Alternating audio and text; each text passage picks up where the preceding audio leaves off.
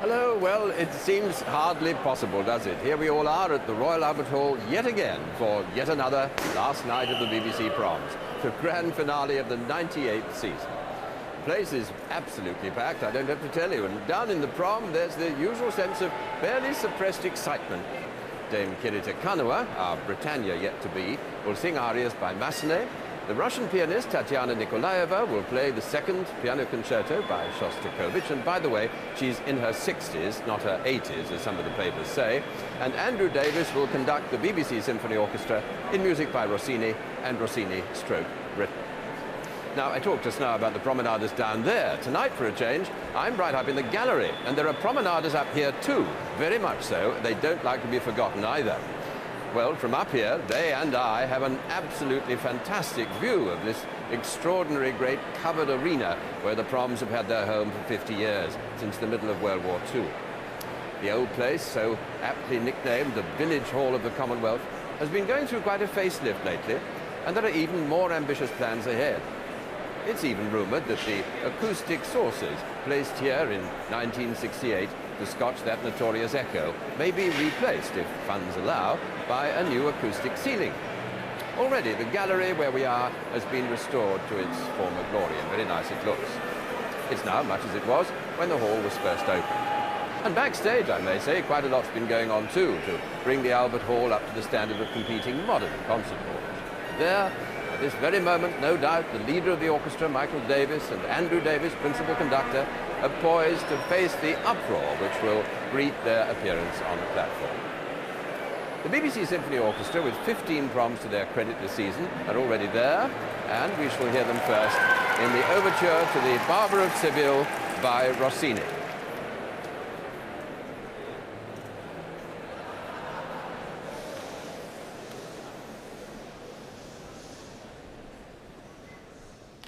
The orchestra, all in white dinner jackets, looking extremely handsome. There's the A, ruined by a chorus from the promenaders, as usual. Plenty of Union Jacks in evidence, and the front row of the prom, I must say, are extremely well dressed tonight, rather better than the rest of us, I think. Most of them in dinner jackets and looking very smart. The usual array of mascots. A great mixture of clothes, really, from the extremely formal to the very relaxed.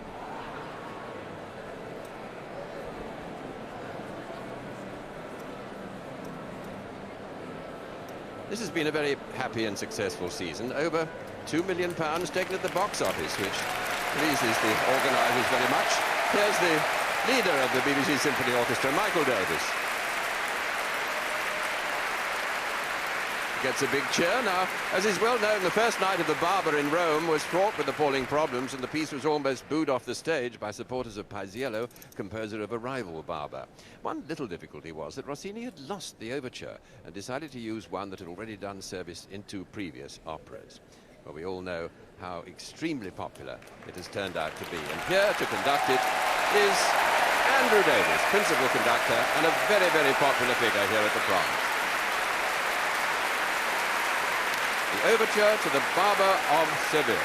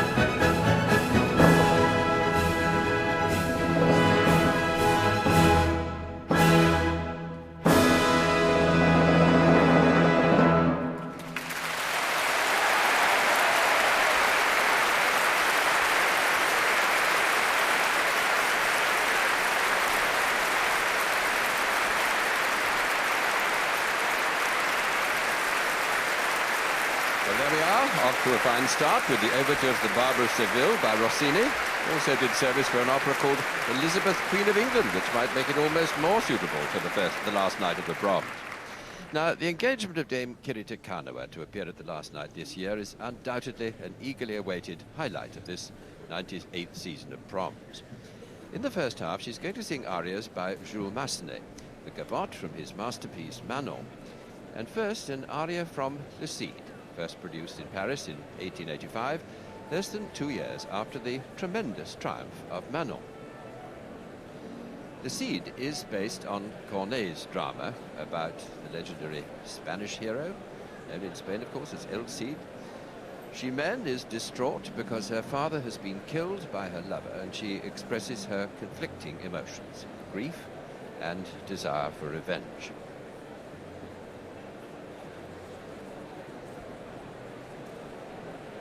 Kiri Te Kanawa is unfortunately seen in this country less frequently these days than many of us would like. She's so much engaged elsewhere in the world. But this autumn, London will see her at Covent Garden in Othello with Placido Domingo in honour of Sir George Schultz's 80th birthday. And here she comes.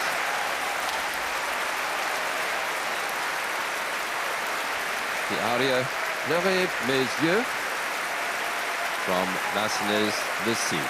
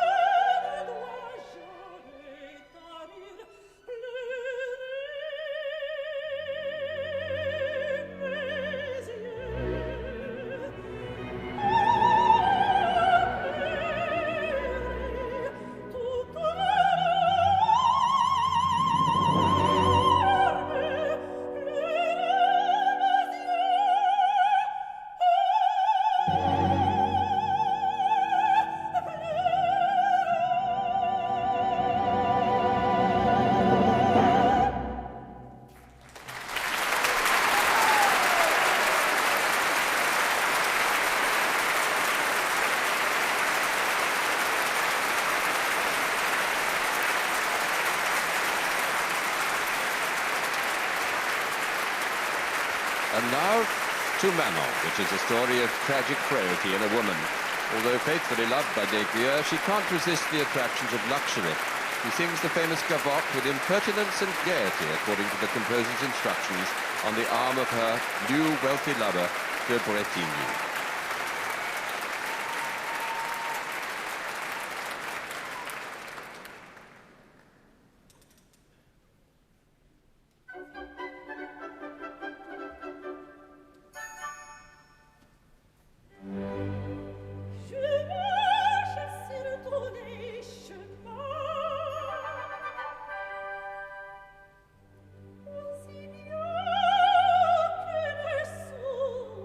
Soirees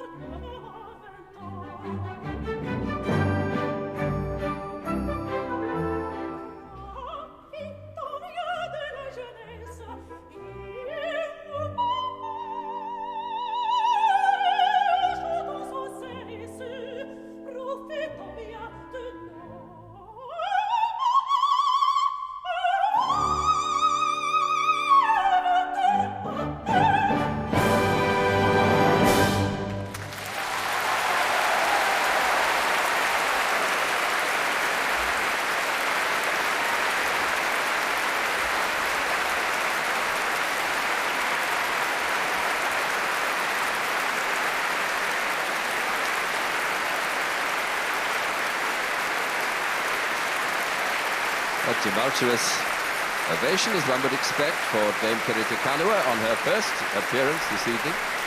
We shall hear her in 3 arias in the second half of the concert before we ever get to Rule Britannia. I'm quite sure she'll reappear on the platform in a moment, but let me just mention our next item. Despite the initial failure of the Barber of Seville, Rossini was by far the most successful operatic composer of his time. And when he decided to retire after William Tell in 1829, he spent the next 40 years in affluent idleness. Here's Dame Kiri again. By no means retired, at the very peak of her career. To go back to Rossini, in 1835, some arias and duets were published under the title Soirees musicales, and 101 years later, the young Benjamin Britten decided to arrange 3 of these pieces for orchestra, prefacing them with a soldier's march from William Tell, and adding at the end a tarantella based, perhaps rather oddly, on a religious chorus of Rossini. I think we heard the promenaders when Dame Kiri came on in a kind of Maori greeting. At least that's how I interpreted it. I don't know whether I'm correct. She seemed quite pleased anyway.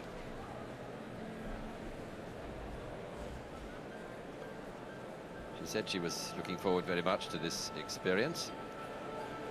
She'd watched it very often on television, but never, even in her young days in London as a student at the Opera Centre, was she actually in the prom herself.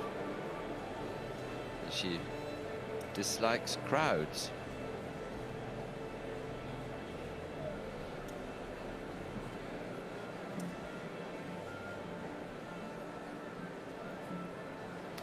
You can see quite a marvellous array of little mascots and puppets and dolls in the front row. They seem to be enjoying the music. Here we go with Soirees musicales, 5 movements.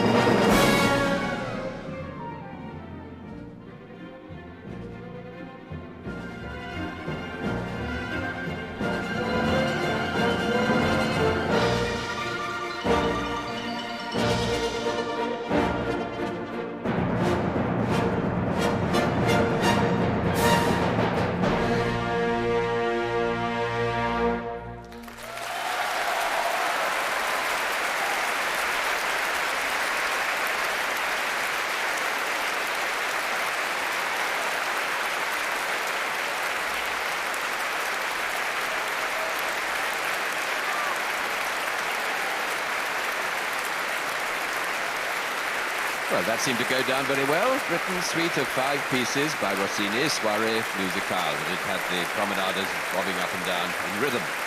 Music was, of course, later used for a ballet.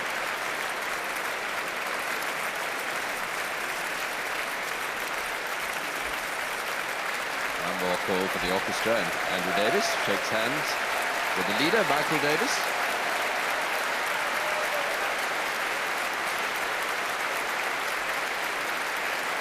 Now, we're going to end the first part of this concert with music by Dmitri Shostakovich, Britain's slightly older contemporary. There's no doubt that Shostakovich had to endure a good deal during the Stalinist regime, and in the mid-50s he suffered 2 personal blows with the deaths of his wife and his mother in the space of a few months.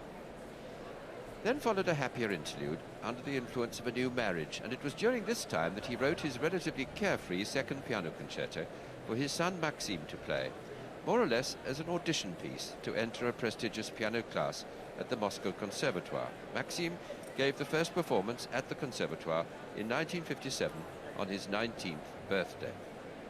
Tonight's soloist is an eminent professor at the same Conservatoire, Tatyana Nikolaeva. By the way, in case you've read reports that speak of Nikolaeva as an octogenarian, that is quite wrong. They stem from an error which was when she was described in print as 86 instead of 68. So there you have it. Many more years of her wonderful playing to look forward to. Little platform reorganization going on here while the piano is moved into place. If you were listening to Radio 3 last night, you'll be aware that this evening Nikolaeva is making her second appearance at the Proms. Last night she played Bach's D minor concerto. A reminder that in 1950 she won the Bach competition in Leipzig.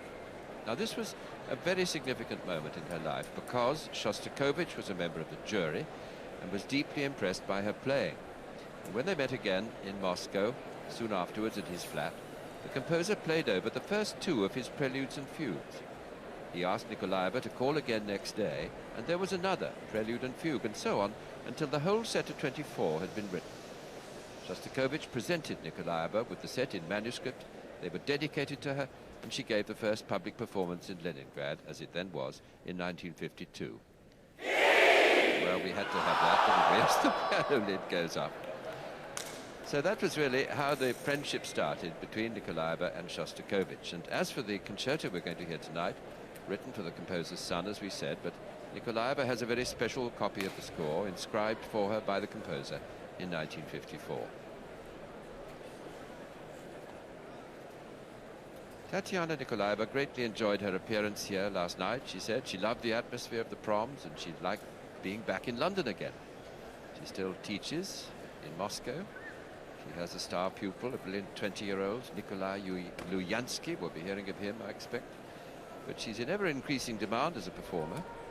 Made her debut at the Wigmore Hall 3 years ago when she played the Shostakovich Preludes and Fugues. And she'll return there next January to give the complete cycle of Bach's 48 over a series of 4 concerts. Before that, in October this year, she has a series of concerts with the Halle Orchestra that will take her to Manchester, Sheffield and Huddersfield.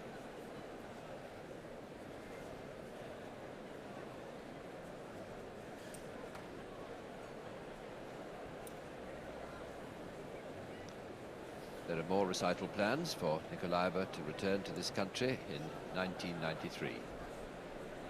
She's obviously enjoying this phase in her career. It was really remarkable that it took so long for her to become well known to audiences in the West. That's apart from her recordings, of course, which had already won her a tremendous reputation.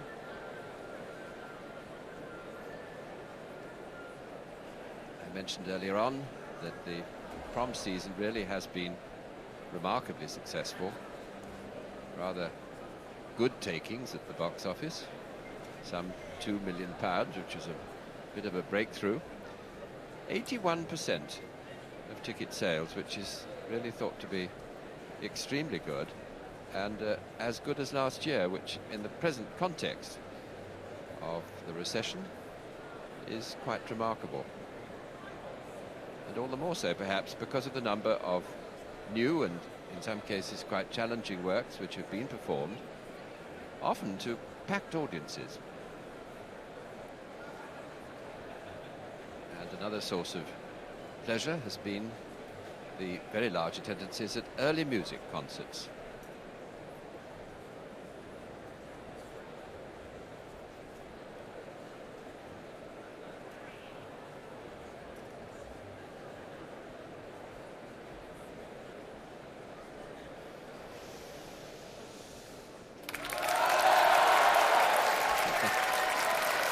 Michael Davis takes a bow, having given a piano aid to the orchestra. And then modestly says, oh, no, really, don't deserve that.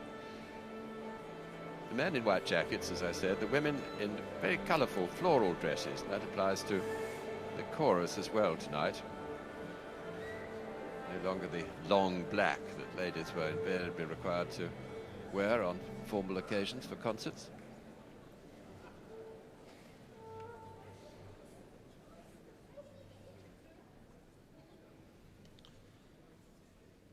Chorus feel they have a reason to celebrate tonight because their chorus master has just become engaged, Stephen Jackson. So perhaps they'll be singing with great gusto just for him a little bit later on.